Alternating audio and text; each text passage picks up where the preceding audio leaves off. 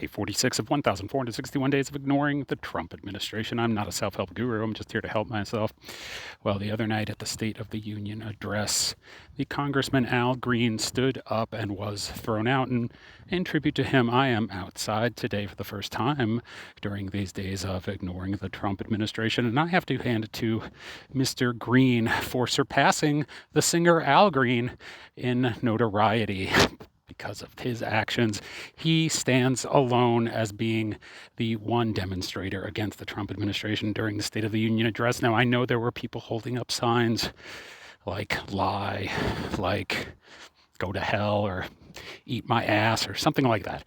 But the fact of the matter is, only Mr. Green was righteous enough to stand up and get thrown out. Now, do I think that Democrats making some grand show and grand gesture is going to do a damn thing? Probably not. But I have been thinking this morning about the fact that before I was born, people in this country and elsewhere lived through very, very, very difficult times and circumstances, and I guess it is now our turn, but I take solace in the fact that I believe that we will survive this, and that people like the leader of the Trump administration and the people who would follow such a leader have come along plenty of times in the past to try to do their nefarious business because they have dark souls and empty hearts that are in need of fulfillment, and the way that they have decided to fulfill them is with the Lord and lording over other people. And they can certainly try, like they did to Mr. Al Green, but he stood up and was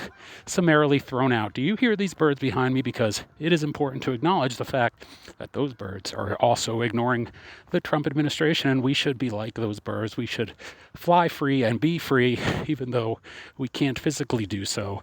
We must do so in our minds and hearts. So once again, I remind you here, as I walk outside on this track, on this sort of gloomy day that probably will get sunny very soon, just like our lives, just like our existence here in this country, I remind you to try to do your best to train your mind to not take in so much information that it clouds your ability to enjoy your day and to enjoy the day that is brought to you by other people that you love and care about.